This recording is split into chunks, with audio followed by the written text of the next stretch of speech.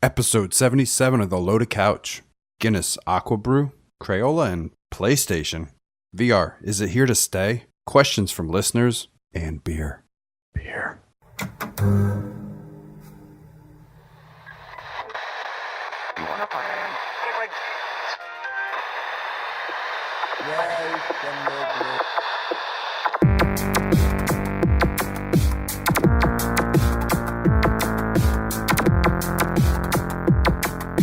Reach in at your own risk. This is The Loaded Couch. All right, we're back. Episode 77 of The Loaded Couch. I'm Scotch Hound. And I'm Celtic Fox. And it's just the two of us this evening. So let's get started with our beer mash. Kelk, what are you drinking? It's called Wit Beer, and it's from the Exchange Brewery. This is in Ontario, Canada. It's a Belgian wheat. It's really, I mean this in the best way possible. It's like a flavored Coors Light. It's super Flavored how? Well, it's got it says it's a ale, great wheat character, and a slight haze. It's got orange peel and coriander. Okay. Play nicely with the Belgian house yeast. It's it goes almost, I think it was last week we were talking about like a dry. Mm-hmm. Like a dry finish, not making you, kind of quenching your thirst. Okay. And it's funny because that's what this is. It's super dry, super light. Here, this will give you an idea. It has an IBU of 14. Oh, wow. Okay. So I kid you not, it's almost like drinking just a flavored water or like a Coors Light, but it has a little bit of that, that orange and coriander flavor going on. But it's really good. My parents picked it up for me when they went up to Niagara Falls and up to Canada. Okay. Myself, I'm drinking the Victory Brewing Company's Blackboard Series Berliner Weisse with elderflower. It's 5.2% alcohol. And like you had said, it's a herbal and floral aromas emerge from this tart wheat ale. As vanilla, wood, and spice impressions complicate a mildly sweet finish. How tart? Is it tart or just more sweet? Yeah, I was actually going to... No, it's a lot more tart. I was going to compare it to the sour ales that we had the other day. Okay. But it's really tasty. It really is. It's nice. I'm enjoying it very much. So, in the beer news, since we're talking about beer, Kelk, now we know why you haven't been bulking up the way you want to. Not only is it because of your 7-month broken foot disease, but because of the post-workout beer you drank. A study in 2013 released by the International Journal of Sport Nutrition and Exercise Metabolism discussed the consumption of alcohol following a workout. Yeah, wasn't there... didn't we talk once about how they were saying a beer after a workout was good for you? Yeah, I didn't think it was supposed to be that bad. I know the calories and stuff aren't great, but I think if you're working out, it's not a huge deal because you're burning them right off anyway. Yeah, I thought it was also like a certain amount of ounces a day is good for your body. Right. They said, however, this information was used improperly by others, and the word spread out with misleading guidelines for those looking to improve their athletic performance. Now, I'm curious, they have those runs sometimes where there's drinking involved. Mm-hmm. Yep. I'm wondering what that's like then. So they're saying that the beer does not replace your chocolate milk after your workout. Yeah, exactly. Yeah, you should be consuming your protein and carb-rich meals instead of the beer. Okay, I'll have to cut back then. Jason Momoa, Aquaman of Aquaman and the Game of Thrones fame, teamed up with Guinness, which I've heard is his favorite beer, to make his own beer. He has unveiled Guinness's first sour beer in his honor, called the Mano Brew. Ooh, so I'm hearing this. I'm thinking he's kind of like me. That one episode we did the sour tart beers. Yep. Again, I don't know if it's that dry finish or the tartness, but I really, really like sour tart beers. Yeah, they're tasty. It really grew on me, but I'm very curious how the hell a sour tart Guinness brewed beer would taste. Now, I'm curious, along what you're saying, if it's going to be a dark beer. Because they have been making some of the lighter lagers and stuff now. Yeah, well, they made that new, their Nitro IPA. Yep. Yeah, we'll have to see if we can hunt this down. This is one I'd actually really like to try out. Interesting. Aquaman says it's good. Movie talk. What'd you watch? So we rented a really good one this week. I'm not sure if you saw the original, but we watched Now You See Me Too. That's the magicians, right? Yes. That steal something or steal like a... Yeah, it's with Jesse Eisenberg or whatever, the guy that plays Lex Luthor. Yep. Who else? But it's almost like a Robin Hood type of thievery, right? Like they steal from the rich and then give some of it to the poor, but keep a bunch for themselves too. I don't even know if they keep any of it. It's just kind of, they call themselves the Four Horsemen of the Apocalypse. Okay. Or I guess the Four Horsemen. And they do all this magician stuff. And I guess in the first one, they did a heist or a bank or something where they basically robbed it in real time during their final act from around the world. Mm-hmm. Morgan Freeman's in it. Woody Harrelson. Really good. I liked the first one a lot. My wife and I and my son, we thought this one was really good. I highly recommend you check it out if you like the first one. Or if you haven't seen him at all, I highly suggest you watch it. Was that Jesse Eisenberg? Was he the one that was in Zombieland? Yep, exactly. With Woody? Yes. Okay, that's probably how the two of them get linked together. Yeah, he plays more of a really straight hardcore badass in this movie. He's got who? Jesse. Okay. He's got the shaved head, I think, which was the remnants of the Lex Luthor part. Okay. He plays, very straight, strict badass in this one. I think he plays the part really well. In the some of the other roles, you want to just smack him in the head sometimes. Yeah. I didn't watch anything, so we'll just go into some movie talk. Johnny Depp is set to play Detective Russell Poole in the thriller Labyrinth, and I'm going to assume by the name that it has nothing to do with the old, what is that? Was that 70s?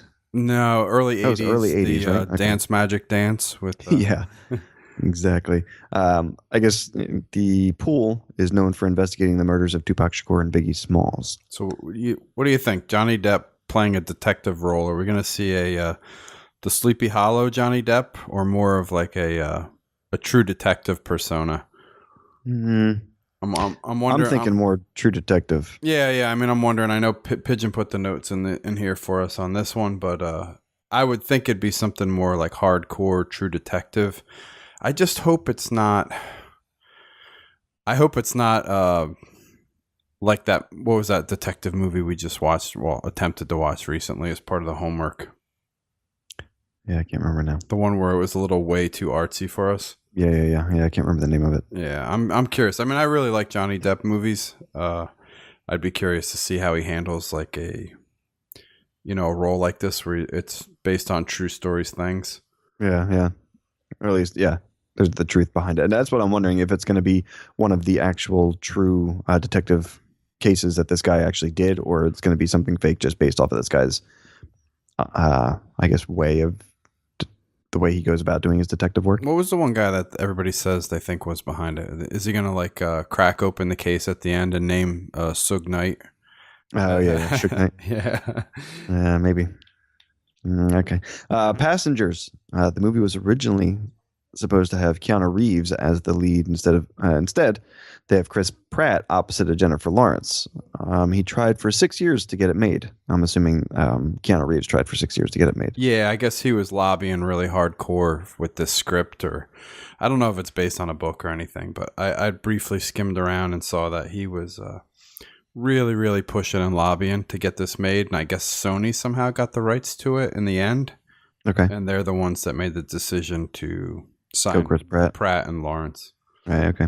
The premise of the movie is on a routine journey through space. Routine through space, that doesn't sound right. Exactly. To a new home, no less. That's routine. 2 passengers sleeping in a suspended animation are awoken 90 years too early when their ship malfunctions. Yeah, so if you haven't seen the trailer for it, check it out. I saw it, I think, 2 nights ago. My son and I were sitting on the couch, and it came on, and he was just quiet for a solid 2 minutes, and he looks over at me with a smile, and he's like, "We got to go see that one."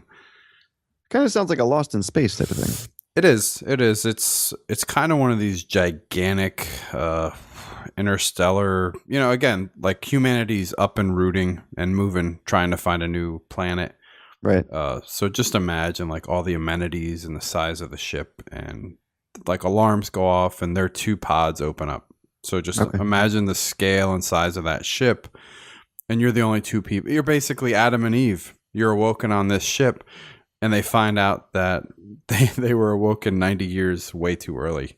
Now I'm wondering with you kind of saying that it's the Adam and Eve type of, I guess, thought process behind the movie, them having to, procreate and everything else, if Keanu Reeves is too old for J-Law.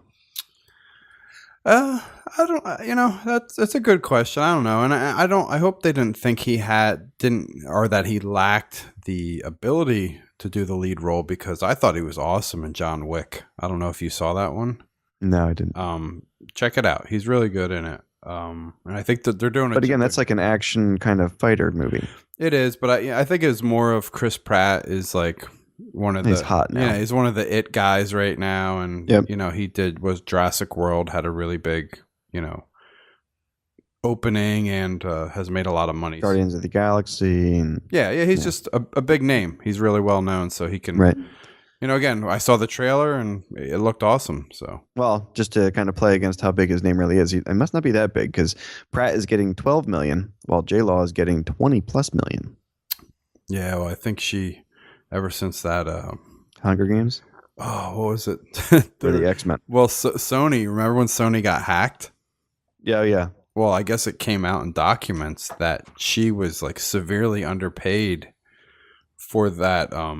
The role with the Hustlers was American Hustle. Okay. She was like half the salary of the leading men. Oh, wow. And I'm sure that caused quite the dust up. So yeah, she's making the bank now. Yeah. Jeez. Yep. So. All right. TV talk. What'd you watch?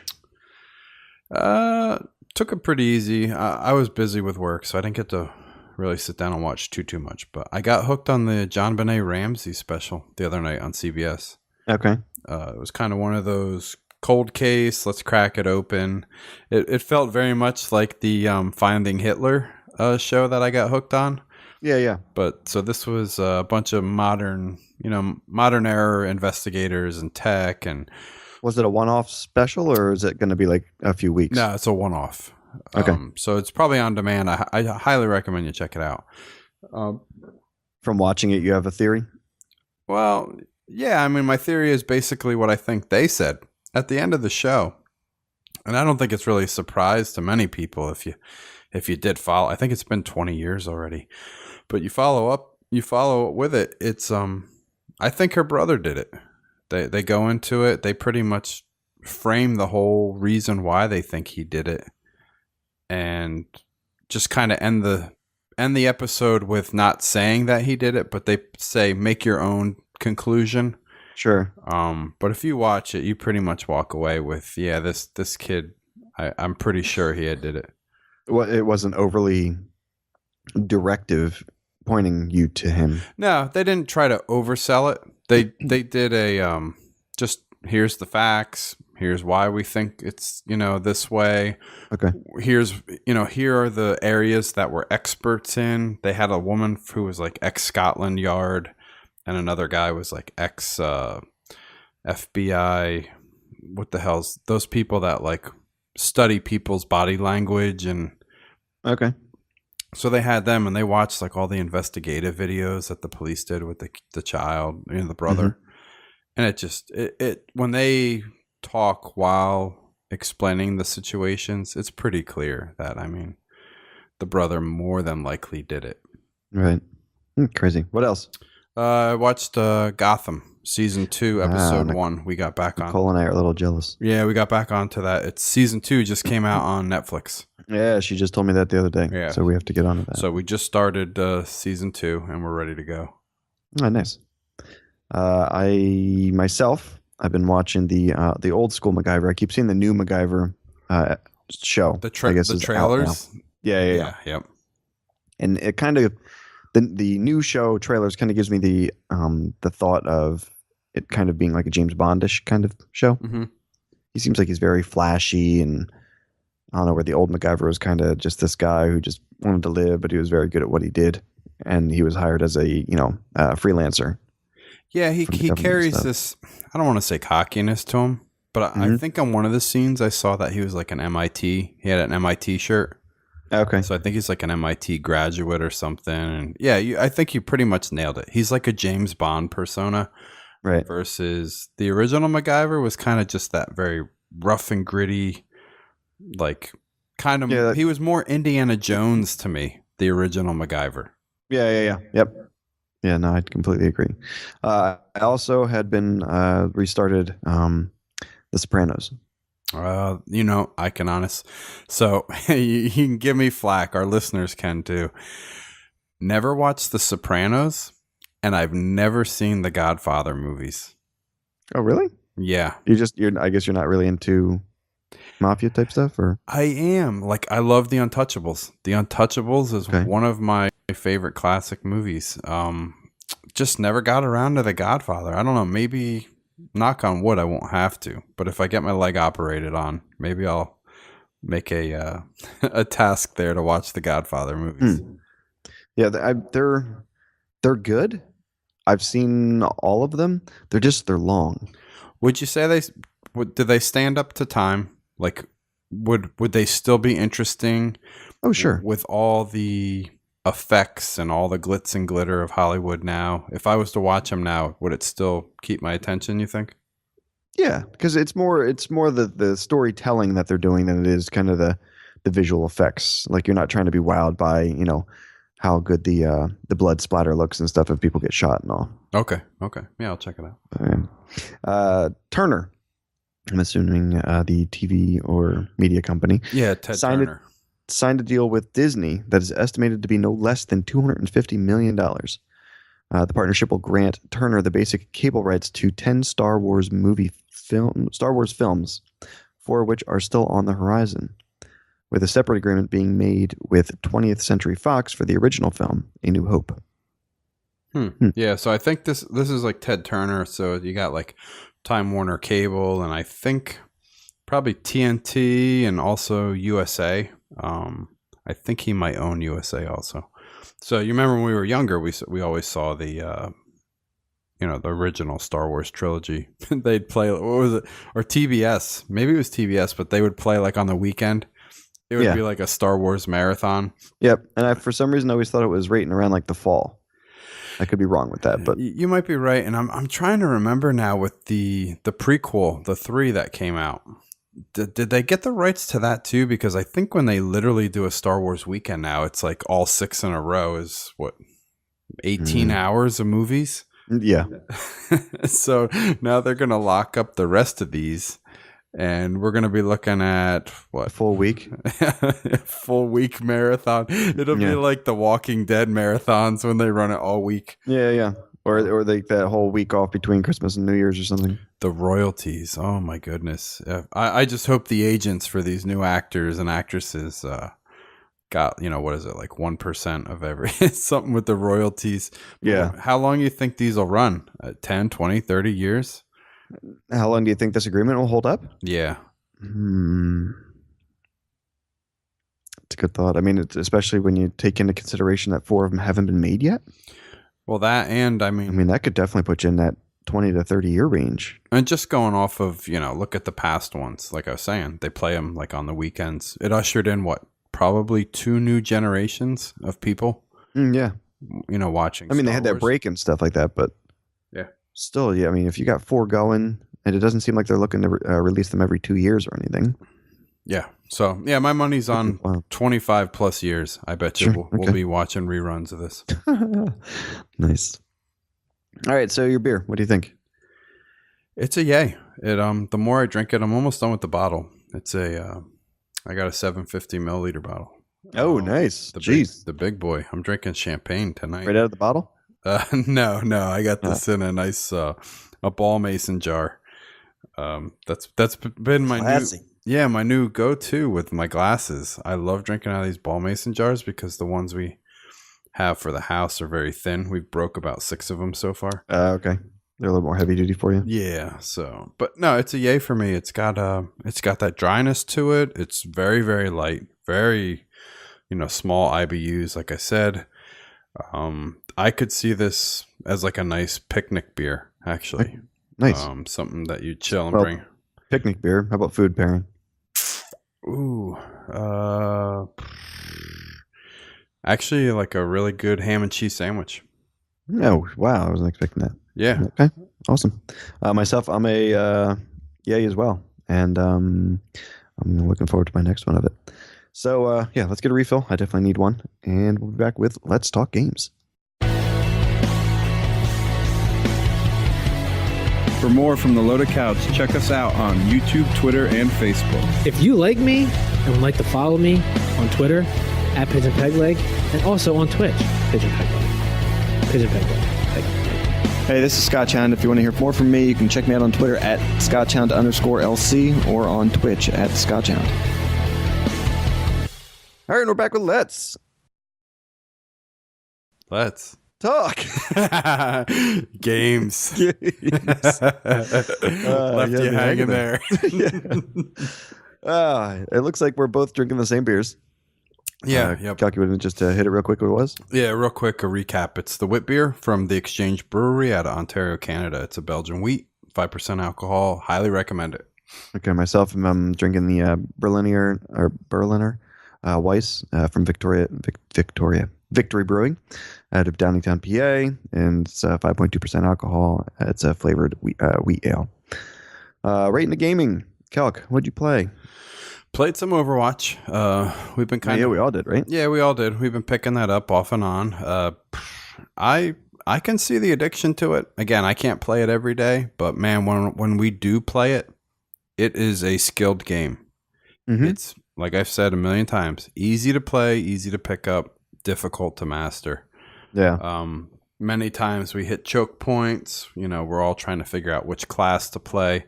I've been trying to use the Widowmaker quite a bit. I find I'm better off if I sit back and snipe and take out the choke points. I'm trying to remember. It's funny that you say that it's a skill game because my sister-in-law was up this past weekend, Mm-hmm. and she's big on Overwatch, but she usually plays PC. Does she, and she said, real quick, sorry, does she have stock in Blizzard? Because she sure as hell should. No, I think it's just she gets the advertisements while playing the World of Warcraft. Okay. That it was an easy sell because she was playing what's the card game again? Hearthstone. Hearthstone, yeah. She was playing a bunch of that too. So I think it was anything Blizzard. She saw enough advertisements while playing World of Warcraft that she just played it. Yeah. But she was saying on PC it seems a lot more competitive than it does on console because she's like she was getting so frustrated at the console players Mm-hmm. and just how they just take whoever they feel like they're best with instead of actually trying to take what the team needs. Yeah, exactly. I mean, we see a lot of that. I mean, with our very own Pigeon Pegleg. I think that's the type of game you at least have to be good in 3 characters with. Mm-hmm. I don't think you can just stick to one. I mean, I will give it to Pigeon though. He's really good with Soldier 76. Yeah. But I think you definitely need to have at least 2 or 3 other characters that you're good with because many times, I mean, we've played matches where we'll see 2 McCrees or 2 Bastions or, like I said, we'll hit a choke point and nobody will switch up and we'll end up losing the match. And there are different characters that are best at fighting against those people. Exactly. Yeah. I think I've had a couple Genji kills with against Bastion. Oh yeah, just using his deflect. Redeflects the bullets right back at the person. Yeah, yep. So again, I'm having a good time with it. It's like Pigeon says. It's one of those. Let me play 2 hours. Maybe once a week, twice a week. Sure. A little pickup, keep up with my FPS skills. The other game I picked up again was Destiny. I'm kind of falling into this whole Rise of Iron hype. I haven't purchased the DLC yet, but right. I did load it up, played a couple missions. I finished the Taken King Oryx stuff. I got to see some of the, some of the equipment, some of the weapons and gear. I think they introduced. I don't think you need the Rise of Iron for certain things. Okay. I think they did some things with the light level. Again, I've been out of it for a while, so I don't really know. Yeah, a long while. It's almost been like 3/4 of a year now since the last time we actually like kind of seriously played it, right? Yeah, I don't know all the details, but it does feel good. But it's funny coming from Overwatch. It feels much slower. Okay. I don't want to say clunky. I mean, the controls are still good. Right. It has very good controls. The guns feel good. The weapons feel good.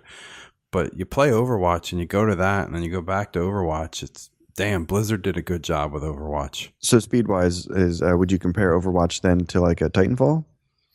Speed-wise only? Yes. To myself, I think when I play Overwatch, the amount of chaos and speed on screen reminds me a lot of Titanfall.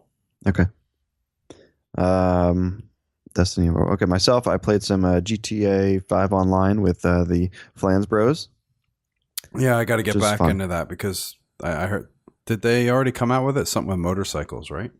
Well, yeah. There's a newer update. I didn't see. I don't know if they're gonna have a bunch of motorcycles that you can now mod. Okay. I don't know if that was the upgrade or not that they were doing, but yeah, it seems like they're still doing a whole bunch of upgrades for that, or adding additional content for that game, which is just great. Oh, game. I mean, So I saw it sold what, like over 70 million copies. I mean, it's just ridiculous. They've got more money than they know what to do with. So right, yeah. Why not keep just playing it out while they're developing the next one? Having seen how amazing they did with GTA, can you imagine what the next Red Dead's going to be like? No. Because even the last Red Dead, I did play a bunch of that, and that was a lot of fun. Yeah. I mean, it felt a little bit slower paced than GTA, just because most of the time you're traveling either horseback or horse and buggy. Mm-hmm. So it definitely had a slower movement through the map, and it was still a very large map in comparison to GTA 5. Oh yeah, it's huge. But it just seemed a little bit of a slower play, which is good in itself because it stretches out the gameplay as a whole. But yeah, I mean, seeing what they've done with GTA 5, I'm super excited to see what they're going to do with the next one. I do want to get into GTA though, because I think, especially with the Flans brothers, we need to get into doing some heists. Yeah, that's what we were looking for you last night for. Yeah, yep. I also played Assassin's Creed, the China one that was on Games with Gold. Okay, is that like a 360 game? I mean, graphically, it kind of looks like it. I'm not sure if it was. I think it was a newer release. But it is like a platformer, a side scroll kind of platformer. There is some, I guess you could say, kind of 3D movement into it because you do go into the map on some points. Okay. And then you scroll across side scroll, and then you come back out again. Like you'll walk across a board or a plank that goes across like the water, and you go back into the map. But the map or the camera follows you in, so it blows rip, and it still looks like a side scroll. Okay. And then you go through that portion of the map, and then there's another board or plank that comes back out to the original layer that you were at. Okay. And sometimes it can be 2 and 3 deep, depending. It's really good though because it can be full stealth. Or it can be, balls out, just killing people and stuff if you want. Sounds like a lot like, I don't know if you ever played it, but maybe the older Prince of Persia games. Prince of Persia was a side scroller at certain points too. So I was gonna say I thought I remembered some of it being a little bit of a 3D world, but now that you're saying the side scroll, I do remember earlier versions of, I think the one that I last played being more of a side scroll. But yeah, it's actually really, really good. I'd completely recommend that you try it out. Okay. And it was a freebie. I don't know if you downloaded it or not. And like you said, we both played Overwatch. So let's get right into some news. Sunday news. Move over adult coloring book of spirals, shapes, and animals. An official PlayStation coloring book is coming. Celk, is Microsoft getting into this or? So it's like they should do a partnership with Crayola. Yeah. No, I mean, people love these adult coloring books. We actually have a couple in our house. Yeah, they were big this past Christmas. I noticed. I'll tell you what, finding colored pencils is a pain in the ass. Not to mention when you do find them, they charge you like $40 for them. Oh, yeah. When I went to Barnes & Noble, there was a huge display of the coloring books, and then they had some colored pencils underneath, but it seemed like there was a lot more packaging than there was pencil. Yeah, exactly. Yeah, they were hard to find. Even on Amazon, we were trying to order in a couple boxes, and we, obviously the Prismacolors and stuff like that are the good ones, but we were trying to find something comparable without spending 40, $50 on, Now the sorry, go ahead. Yeah, like the bigger tins. We were just looking for something cheaper. Now it looks like the picture that was included in our notes is possibly Nathan Drake. Yeah, it looks like an Uncharted character. Now, having seen the detail in some of these adult coloring books, like I'm actually looking at it right now, and one of the ones we have is called Lost Ocean. Okay. Those are very ornate and detailed. Oh, yeah, this looks kind of childish. This for looks the like amount of exactly. This looks color. very childish. I mean, unless you want to take it into doing all the additional shading and stuff yourself, but there's not like the line work and stuff for shaded areas. You know what I would say, and this could actually be a really cool spin on it. Hell, I'd pick one up and try it.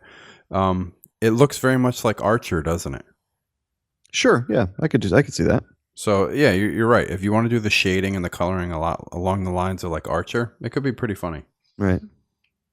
The Last Guardian has been delayed once again. This is just a quick one. Let's just hit this quick. And will now release December 6th in the US, December 7th in Europe, and December 9th in the UK and Ireland. Getting really close to that 2017 line. Do you think it's going to slide to 2017? I think they'll push it out. Is it losing its appeal because of the amount of slides it's taken? I don't know if it's losing appeal because, people went ballistic at E3 when they showed it. Yeah, but think about it. How much are you getting frustrated with any of these delays that you see once they're, announced early? Well, I'll try and put myself in the mindset of a PlayStation player. This is going to be difficult. Everybody, hold on to your seats. You've got what everyone loves their Final Fantasies. It always seems like that's kind of being pushed back or not coming out as quick as they wanted. The Last Guardian, I don't know. I would kind of be a little upset. They've been promising this thing for almost a decade now. Right. I think it'll push one more time into 2017. They'll release some kind of statement about cleaning something up. Could be like maybe a early February type of game. Okay. Plus, you think they'll do pre-orders for Christmas, but not release it until early? Yeah, probably something like that. But there's enough stuff coming out around holiday, Christmas time. Unless there isn't on the Sony side, I'm not really up to date on the PlayStation releases. Maybe they really are light around the holiday, and they're gonna push this thing out before Christmas, and maybe it'll have some issues or bugs. I don't know, but I think this is one that they might slide one more time. Okay. Bethesda announced that Sony has blocked them from providing PS4 console mod support for both Fallout 4 and Skyrim Special Edition.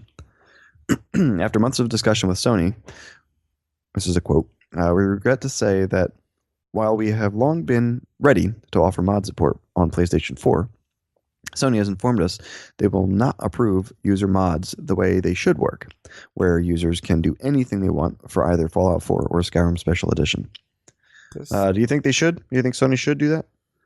I think they should. They've been doing it on Xbox now. I think Sony got this impression that it was the sky's the limit and people can do whatever they want, and maybe they were afraid of breaking, some of these mods breaking the functionality. But whatever Microsoft is doing, they're doing a really good job of controlling the quality of what's released, because I've heard nothing but good things about it. Now, do you think because Microsoft has its tie to Windows 10, kind of like with the cross-platform play, that it's a little bit easier to do the modding and stuff with having to write any of the language and drop it in, since you're already kind of having that option computer? It could be. Based? Code it once and apply it across the platforms. Could be something like that. But okay. Is this something you think PlayStation should look into to compete with PC? Or get at least some of the PC crowd? I don't think compete with PC. It's more of a compete with Xbox, but I think this doesn't help them in any way, because I know Microsoft marketing even took a couple of pop shots at them with saying they've already been doing mods for the past year, whatever it be. Well, then again, they are almost competing with PC now that Xbox is going cross-play. Yeah, I like to tell people, I know there's a big argument, some big debates about, Xbox. It's not exclusive anymore. It's on PC, but you got to realize it's Microsoft as a whole.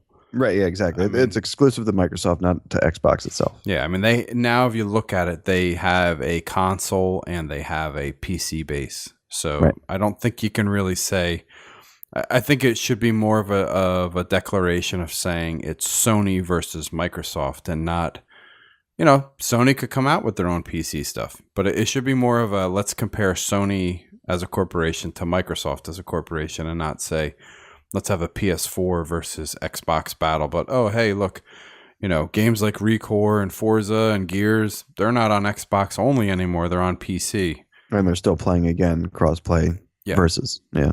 Either way you look at it, it's not available on PlayStation. So Right. Mm-hmm. Microsoft news: Gears of War 4 releases in October 11th for both Xbox One and PC. And on PC, you'll have the option of playing with a controller or keyboard and mouse. Yeah, they just had some pictures of, I think it was yesterday from when we were recording this, which would be Tuesday. They released the congratulatory photograph with Satya, the CEO of Microsoft, and they have the Gears went gold picture with the whole team from the. Now, is that kind of like the when a record goes platinum? No, different. So when records and stuff go platinum, it's because of the units that they sell. Right. When a game goes gold, it means it's been finalized and approved and it's stamped. It's ready to go to production. Oh, I got you. Okay. So when a game goes gold, it means we're ready to start the production and get them shipped out. Yep. Okay. Despite working on the controller balancing first, lead multiplayer designer Ryan Clevin told IGN that both ways of playing the game is really important to the developer coalition. Quote, "We definitely worked from the controller out," he said. "We do play with the mouse and keyboard, but the core of the game is built around the controller."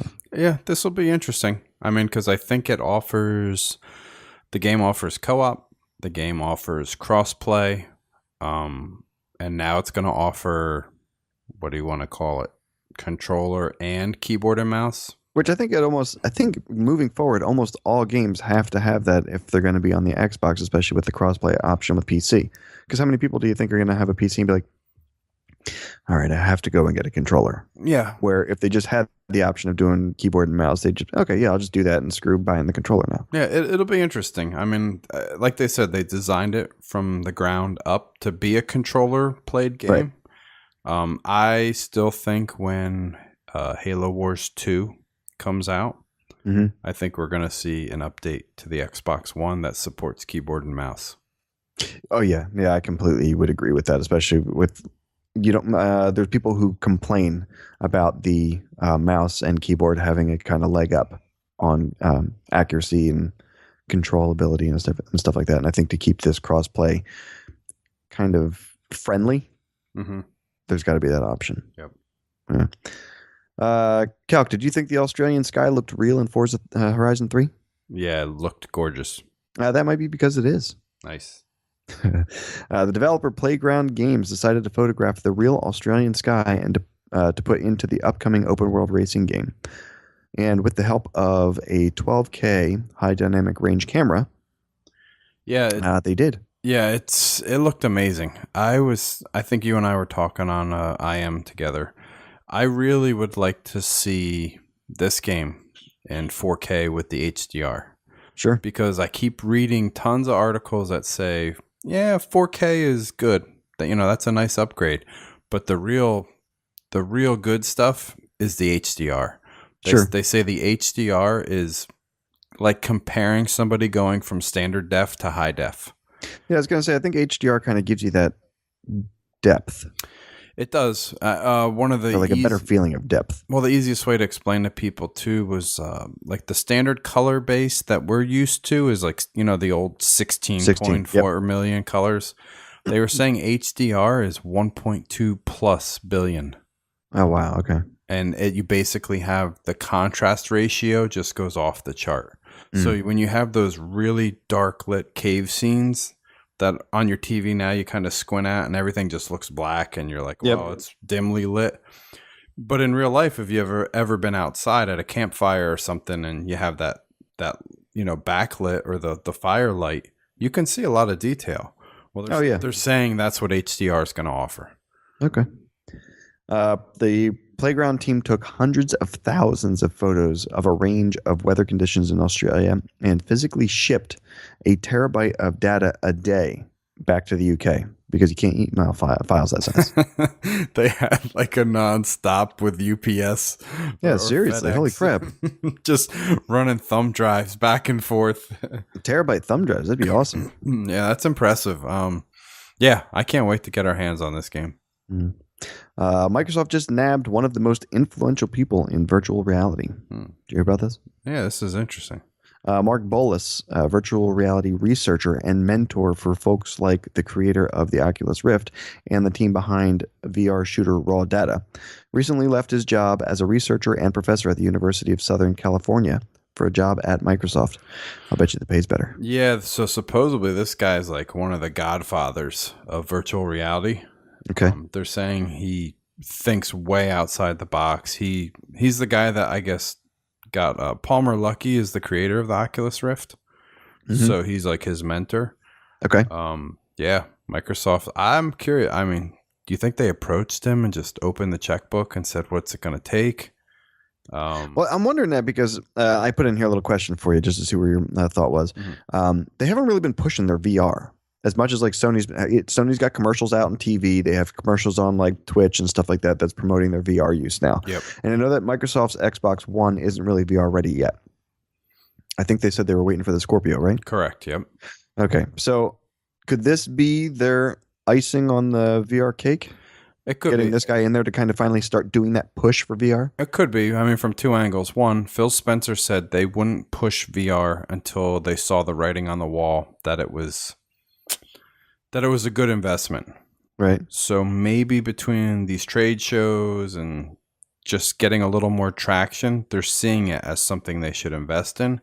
Okay. The other aspect is this guy's only going to help HoloLens. So whether they bring him in and it just goes for the AR, the augmented reality, right? I think he's going to benefit them. And then say Microsoft just decides, hey, we're still not going to offer our own VR headset, and we're just going to partner up with Oculus Rift. Well, they did sign. They had two, right? That they signed at E3 or something exclusive with. In which way? What do you mean? Microsoft. They came out. Was it this last E3 when they came out and announced that they had two exclusive VR companies they were working with, or that they had hired to do exclusive work with the Xbox? Well, the Oculus Rift they kind of did a partnership with because they ship a Xbox One controller with it. Right. So they kind of said they've partnered up with Oculus Rift, and I think the HTC Vive is going to work also with some products down the road.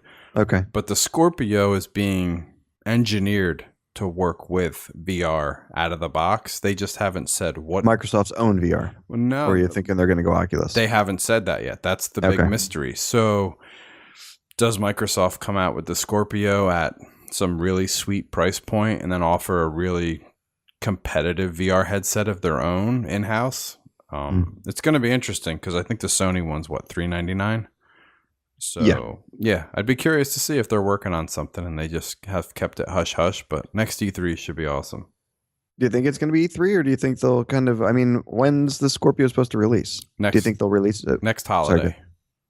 It'll be next holiday, like Black Friday. Obviously, they'll shoot. All right, so you think they're going to wait till E3 to finally do their Scorpio's coming, and we're going to have VR ready for it? Yeah. I think your next E3 will be the big, sizzle reel where you'll see the Scorpio and see what it really looks like. They'll give you, tech specs 4K, and HDR. maybe drop the price point.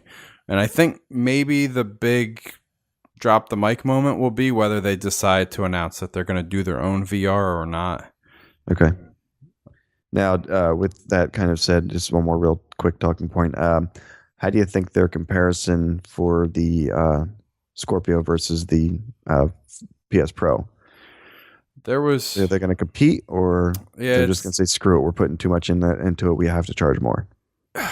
So there was a really good article with Eurogamer with Albert Pinello, who's like in charge of the engineering for the Xbox One. And they were interviewing him, and he gave some cloudy answers. I mean, obviously you can't blame him. He can't go into details. Sure. But the question about, well, hey, PS4 Pro is going to still be the better offer because of its price point. Right. And he responded with, well, I can't talk about that at this time. And they followed up with some other question about the price point again. And he said, I think we'll be having a very interesting conversation a year from now. And so the way it was worded, a lot of people were starting to think, could you imagine if they came out with a price point of $399 to compete with the PS4 Pro?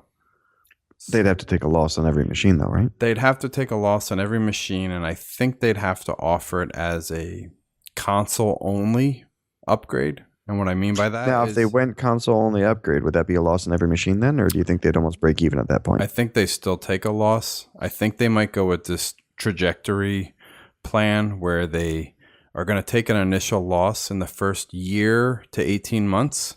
Mm-hmm. And then as the cost of manufacturing comes down, they'll hit their break-even point beyond the 18-month mark.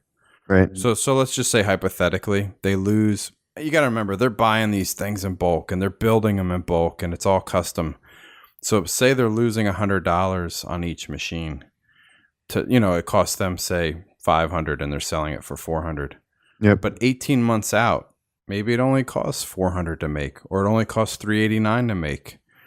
That's what's going to be the interesting point, because I think they really got beat up on this PS4 launch versus Xbox One, and I'd be curious to see if Microsoft reaches deep into their pockets and releases this thing at the same price point, and it's literally 50% better, with the teraflops and stuff.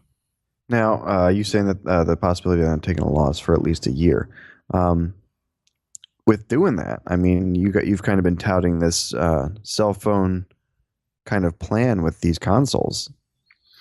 Yeah, cell phones. A 2-year life cycle. Well, it's been more of a 3-year. I think more than a 3-year. I mean, they're taking a $100 loss a console for a full year, so they only have 2 years to make it back. Then make it back, but you got to remember, I think they make their bank on the controllers and the software end of things.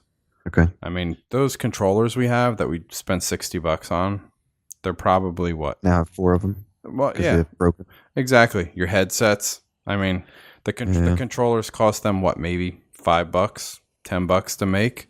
They're making $50. Was it this one or the 360 one that they put like that $1 million+ investment into just the design of? It was this one. They spent $100 million investment on the controller. Right. So yeah, I mean, you figure there's probably, I think it's 25 million Xbox One systems out there now, and every console has at least 2 to 4 controllers. Right. So they're making probably $50 profit on every one. So maybe losing $100 on the console is not that big of a deal. Yeah. All right, Nintendo news. The Pokemon company boss, Tsunkazu Ishihara, has confirmed the company will develop games for Nintendo's next console. You did much better than that than I would have. Ishihara stated, the NX is trying to change the concept of what it means to be a home console device or a handheld device, before adding, we will make games for the NX. So what do you think? Pokemon or Pokken Tournament 2? I mean, we've been saying this from day one, that we think that the NX really is going to be a handheld system first. Well, that's what I'm saying thinking with the handheld option. I mean, they can continue to play off of the Pokemon Go type things and kind of improve on that. Yeah, I think I don't think I was on that episode, but the one episode you and Pigeon were talking about how they're saying that there's going to be AR, right? Augmented reality with a camera on the backside. Yes. I'm almost certain that's what they're kind of planning with the new NX console or handheld. Yeah, and I think a lot of the things they're going to do with this new system is going to be geared towards, and I think it's kind of in Nintendo's handbook as it is. They're really big on the social aspect of gaming. So I think like it being a handheld coming from the creator of Pokemon, you're going to have, like you said, you're going to have your Pokemon games, you're going to have your fighting games, you're going to have, again, you're more the Nintendo player than I am, but you go out and you have all those social things with your 3DS. I'm curious if this will hurt 3DS in the long run. I wonder if they're transitioning though to this as being, kind of the 3DS replacement, but having it be powerful enough to be the home console as well. So here, let me pose this question to you, because I know I had asked you before, and you said you were thinking you're going to probably be a late adopter to the new NX because of the amount of investment that it would take. If they announce that the NX is the new bridge between handheld, and there no longer will be a 3DS, would that get you on board sooner? I don't see why not. I mean, I've been thinking about, I know Nicole brought it up too, of replacing the 3DS that we have, because there was the new 3DS that came out. Mm-hmm. Yeah, the that little bit faster one or whatever. Yep. Yeah, it had a more powerful processor and everything in it, so you could play some of the more advanced games, I think, that were kind of released for like the Wii and stuff. And if it does bridge the gap, yeah, I mean, I don't know if it. Yeah, because I still haven't, I don't think, gotten my money's worth out of the Wii U. So I think I'd still wait maybe a year and a half. I mean, I know Nicole would probably push me into shorter than a year. But what if you're thinking at it from the aspect of a home console? What if you have to think about it more of a, hey, we want another handheld, but now we have the NX.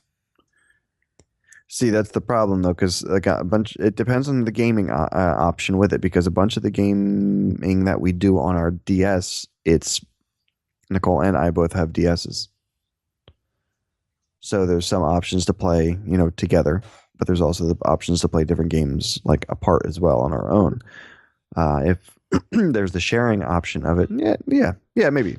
I could see probably, yes, that would probably push towards getting it a little bit sooner, I'd say, because of her desire for it. Because I imagine there's going to be some releases with the Mario Party and or the Mario Smash Bros games.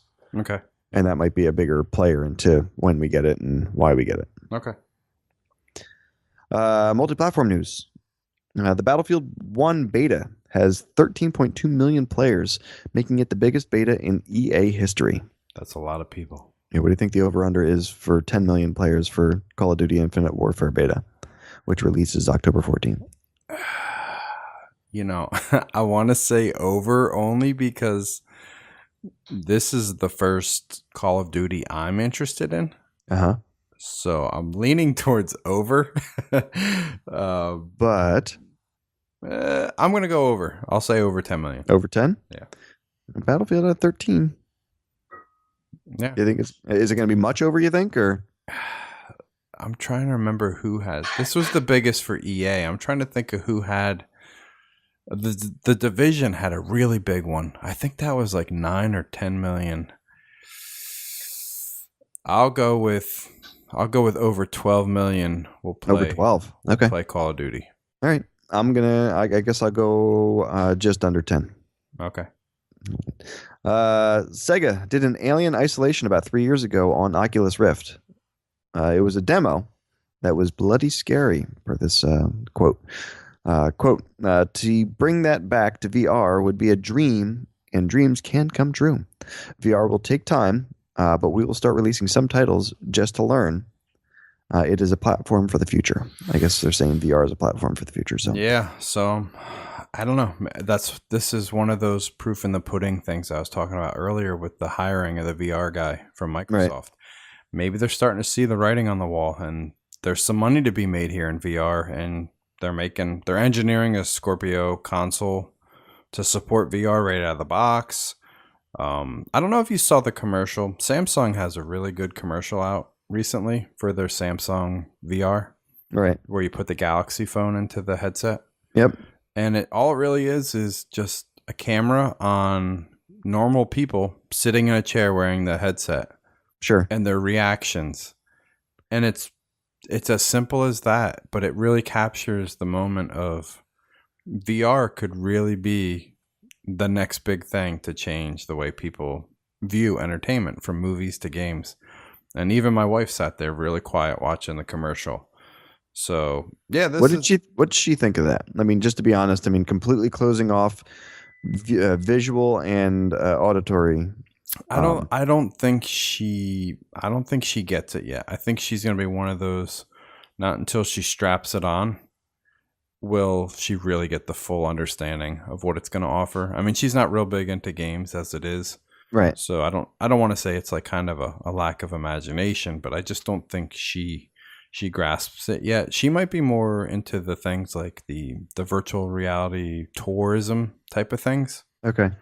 But Kind of like the one that they were saying with Mars and stuff. Yeah, exactly. Now, that's the thing that I guess I was asking. Is she going to be okay with completely, closing herself off visually and auditory from the real world?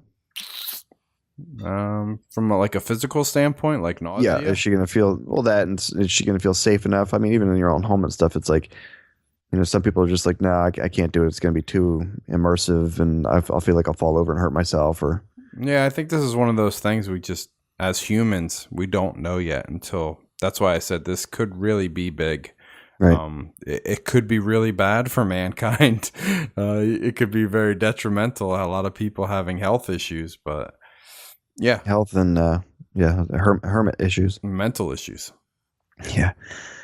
All right. Beer still the same. Still yay. Oh yeah. Still ham sandwich. Yeah. It's like I said, a really good ham. I love my Virginia ham. But ham and cheese with this would go great. Okay. Are you a mustard guy with ham and cheese? Yeah, spicy mustard. And mayo, or just spicy mustard? Just spicy mustard. All right. Any type of special bread? Pumpernickel rye, seeded rye, marble rye. I'm a big fan of 12 grain. 12 grain. All right. I'm healthy, man. Come on. Except for that beer that follows up your healthiness. Yeah. All right. And I'm a yay as well. So let's get a refill one more time, and we'll be back with the Brown Breeze.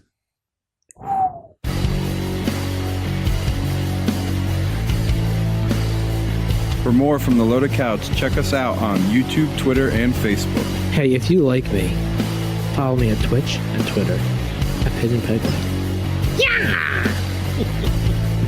What's going on, guys? This is Cataclysmic Doom. Make sure to check me out on Twitch and Twitter at Cataclysmic Doom. Hey, this is Scott Hound. If you want to hear more from me, you can check me out on Twitter at ScottHound_LC or on Twitch at ScottHound.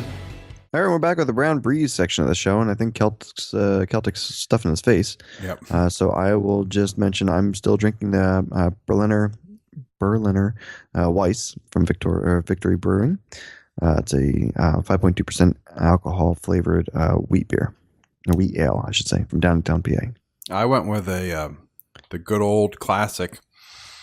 I went with the 90-minute IPA from Dogfish Head. So delicious. It's their Imperial IPA. They're out of Milton, Delaware. It's a copper color, 9% alcohol. Nice. Finishing up on the high percentage. Awesome. Yep. Right into the diarrhea of the mouth. Indiana fertility doctor used his own sperm around 50 times to inseminate his patients. Ooh.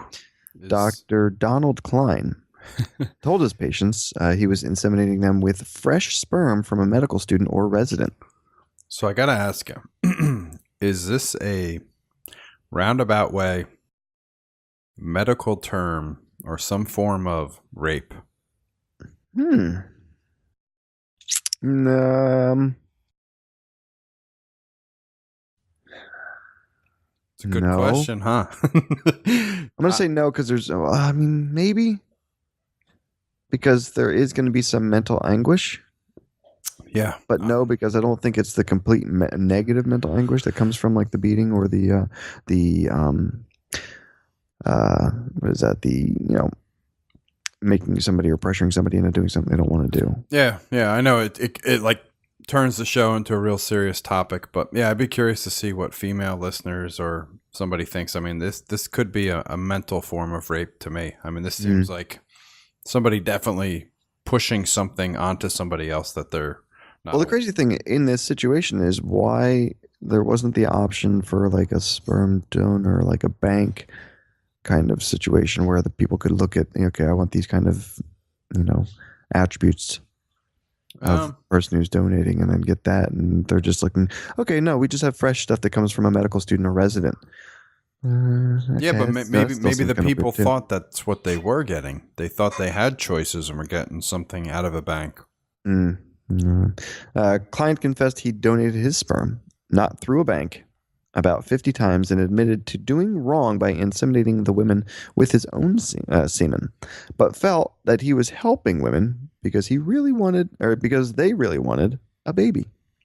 He also said he felt pressured into doing what he'd done because he didn't always have access to fresh sperm. He's like, here, let me top off this jar. Yeah, Jesus. I don't know. I can pull one out quick. Yeah, this is creepy. Yeah, it's completely creepy. Now that also comes into play of, they say men we create sperm for our entire life, and I'm wondering because they say as women age, the eggs become, I don't want to say less potent or anything, but it's like I think they said the younger children, like the oldest children, the ones that are born first from the younger generation of parents or youngest age of parents are usually the ones who live longest.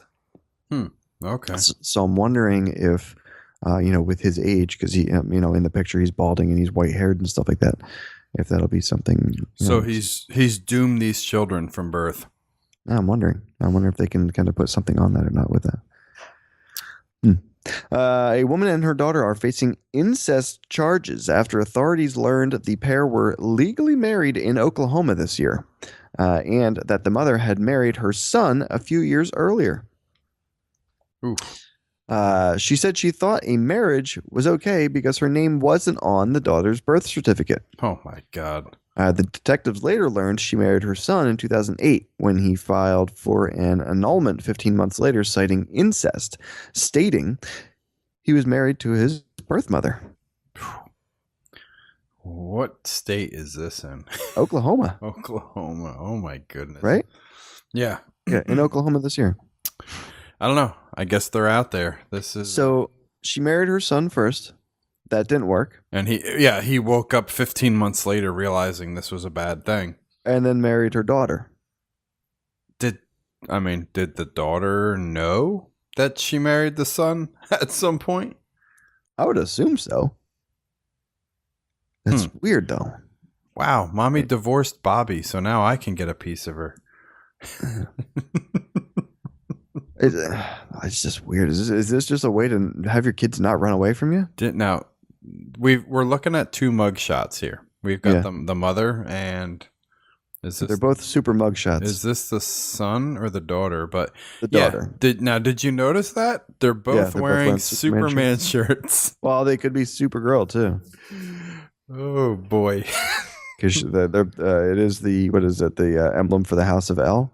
House of L. It stands for hope, right? Right. Yeah. Crazy. She married her son and then her daughter. Yeah, the mother looks very upset that she got caught. That's the only reason she looks upset. Otherwise, she probably would have been okay with it. And the daughter or the son is like, "Oh shit." Yeah. Okay. Moving on. A Potty-Mouth high school teacher from Ontario, Canada was suspended after she allegedly made a number of filthy comments to her students, including instructing one to, quote, "lick me where I fart." Nice. She's being investigated for other insults as well. What would you do if your kid came home and said, "Teacher told me that"? Oh, I'd flip the hell out, man. The principal would have multiple conversations. There would be meetings and stuff set up. Lick me where I fart? Seriously? I have to wonder what age or grade this was. They might have to restrain me. Yeah. Seriously. Lick me where I fart. Okay, I'm assuming after a student offered her muffins in exchange for a better grade, she replied, "You mean a bribe? I'd be able to shit for a week because of all that fiber." Okay. Declaring in the classroom that one of her female students' outfits made her look like a frumpy old lady today. Well, that's not so bad. She's honest. Yeah, seriously. Telling a student that there's a first time for everything. Quote, "I have never said this to a student before, but fuck you." Do you think she maybe reached a breaking point, and this was just like, let's see if I can get fired. See, yeah, that's what I'm wondering myself. Because I mean, did this all happen the same year, or is this people coming out of the closet and saying this? All right. That's what I'm curious. Like, is this, what's the timeline on this? Is this like a 1 week or 1 month episode, or is this like over a span of 5-6 years? And are the people in Canada a little bit more relaxed with how their teachers treat their kids? She told another student who brought a cup of coffee to class to respectfully, quote, "Get that fucking thing out of here." Yeah, she sounds like she may have reached a breaking point. I don't know. She looks a little crazy. Yeah. Two more. She called a student a bloody pedophile. And she also said, quote, "It's debate, not masturbate." Did you? Okay. Did you? There was a meme going around on Facebook this week about most embarrassing thing for a teacher to say, and it was a teacher. I think it might have been a Snapchat, but she said she just told a classroom of students the word orgasm instead of organism. Oh, jeez. It was a Freudian slip type of thing. Yeah, exactly. Oh man. But yeah, I don't know. This is. I'm in agreement with you. I think this is her way of just getting the heck out of. Yeah, maybe she got tired of the tenure or what, but right. She was like, let's just absolutely see what it takes to get canned from this job. Yeah. Get me out of here. Yeah.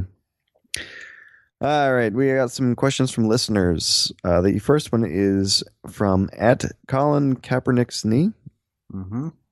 Why is my attached buddy, Colin K, getting all this hate? I mean, I asked him to kneel because I was so hungry that I would have ate some grass. And you know what? My boy pulled through. Lay off him. Yeah, I think he may have been released, actually. I don't know who. Oh, from the 49ers. But right. Yeah, I don't. Again, I don't. He might have been. I don't. Maybe I just heard something. Been a little out of it, which sucks because I knew he was getting some death threats and stuff. Doing really bad in our fantasy football league. Well, he's the backup too, isn't he? Yeah, he's like third string now. Yeah. Okay. Yeah, I don't know if we talked about it on one of the shows or I said it before. I mean, hey, I'm all for people saying whatever they want to say. They're entitled to it. Yep. I just have a big problem with the whole flag thing. I grew up playing sports and stuff like that. I think obviously with the history of the flag and our country, I think you support the flag, you salute it. But if being an athlete, if you have an issue, you still have that platform to make to make a statement on your stance on other things. You've got to have the followers and stuff on Twitter and all that crap. Exactly. I mean, he could find other avenues with his platform, his speech to get his word out. Right. Yeah, I'm just not a big fan of these guys doing this. No question. I asked my son if they're doing the Pledge of Allegiance in school in the morning, and he said that they're not. What are your thoughts on that? Ooh, I'm not a fan of that. Yeah, me either. My son does it. He said he did it in pre-K and kindergarten, I think.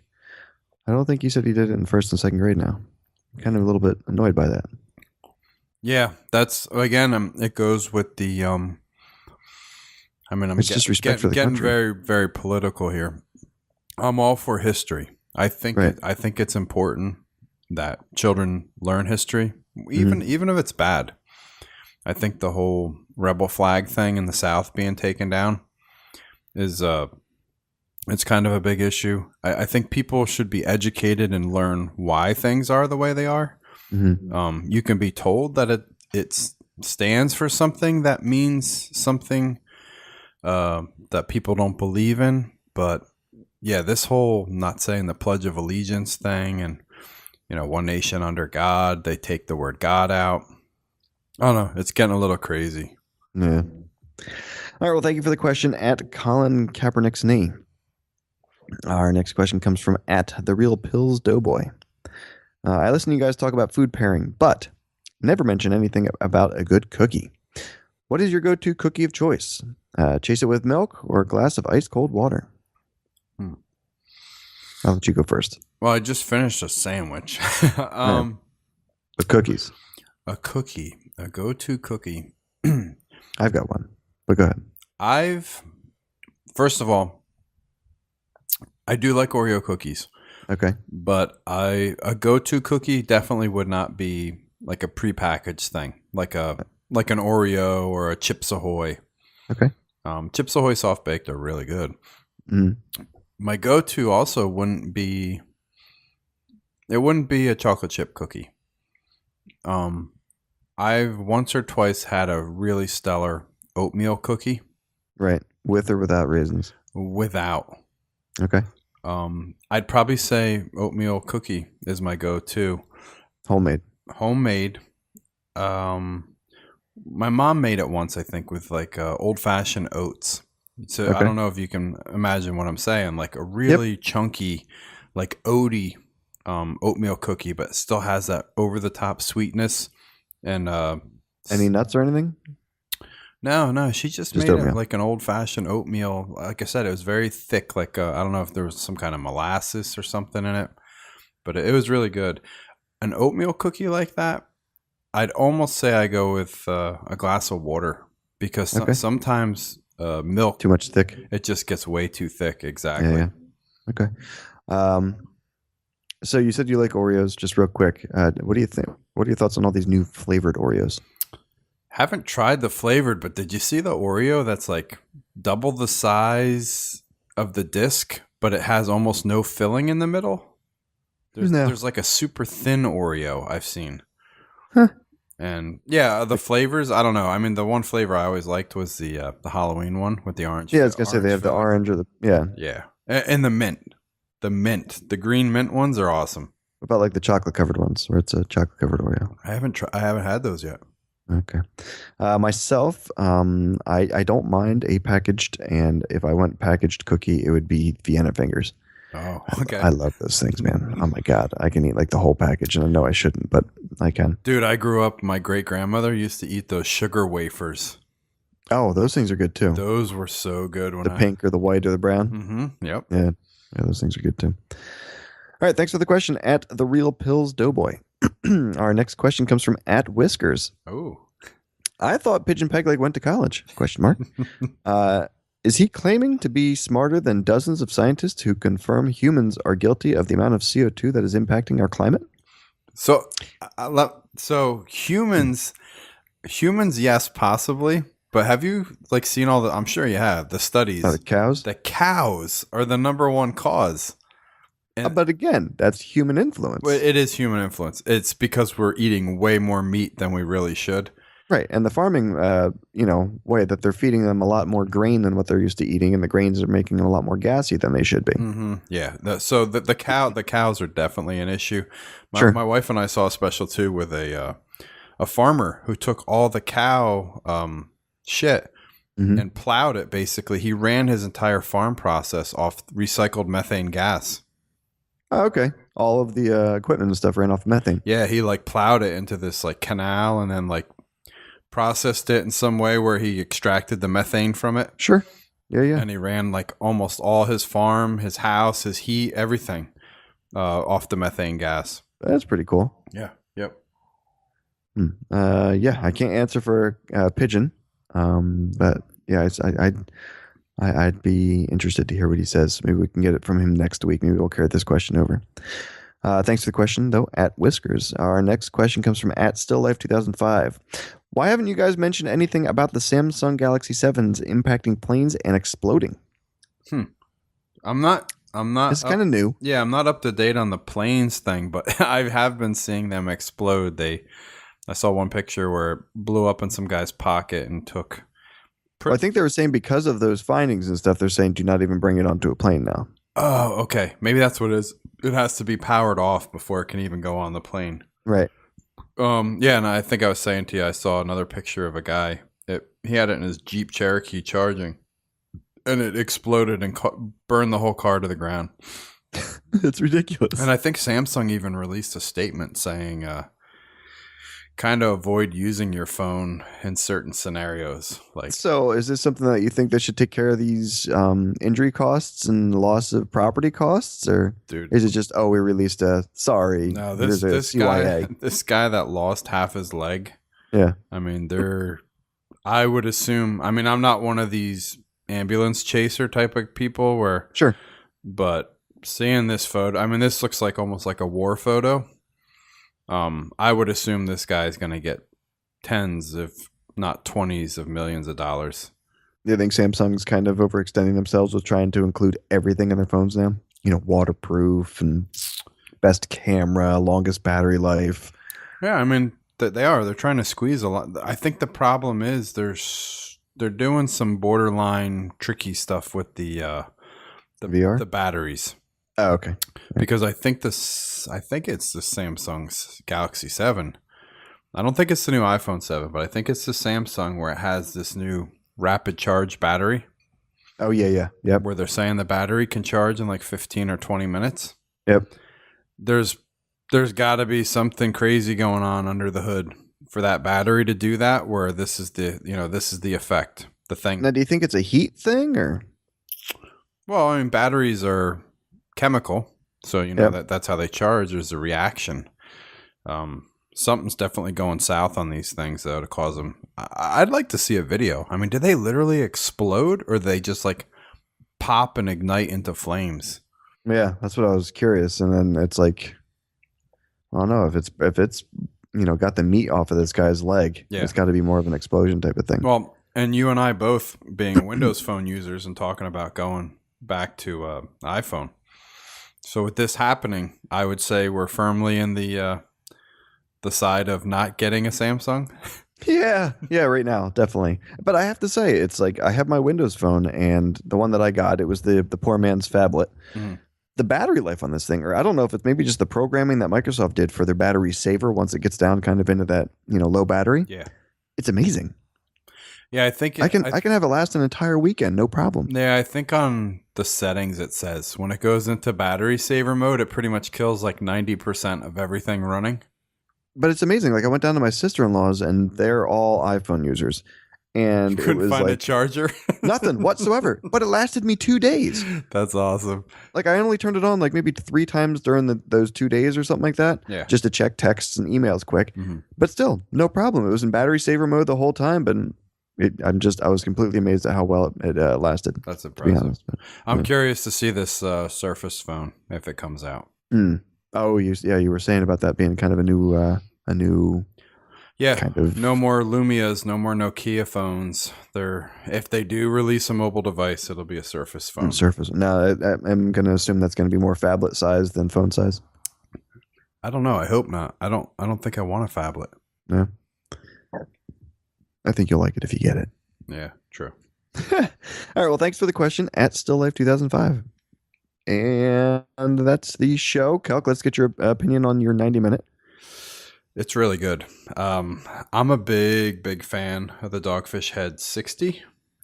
I had the 60-minute at my high school reunion, and I think I drank about 4 or 5 of them before I even kept track of what quantity I was drinking. They were going down really smooth. This 90 is same thing. It's really smooth. Nice. And food pairing with that? You know what? For some reason, this one makes me want just good old-fashioned steak. I could go for like a fillet with some kind of sweet glaze on top. Normally, I say steaks with like a blue cheese or a gorgonzola or something. But give me some kind of steak that has like a sweet glaze on top of it. All right. And yes, I'm still a yay on my Berliner Weisse. And that's the show. If you guys want to reach out to us, you can catch Celk at CelticFox_LC on Twitter. And you can hit me at ScottHound_LC on Twitter as well. And if you want to reach out to the Loaded Couch, you can find us YouTube, Twitter. We're going to have a website soon. Facebook, Twitch. Yep. And give us some feedback. Send us some questions. And we'll look to talk to you soon. Thanks so much for stopping by. We'll catch you next week. Later.